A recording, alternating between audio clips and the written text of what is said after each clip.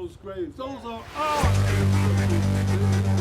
They're not just Afro. What part you are? Just an injury. Grandfather signed a treaty that allowed for the colonists to come.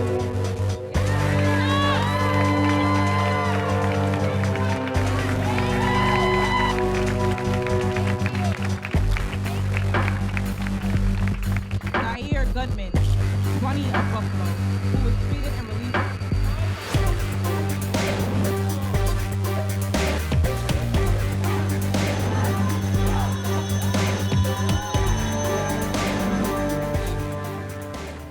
I'm here because I'm scared it's going to be me next. I don't know who's next. Me, my friends, my peers.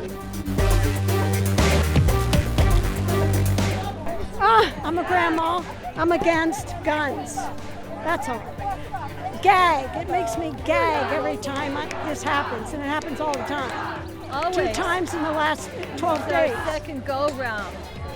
How much more can we put up with this?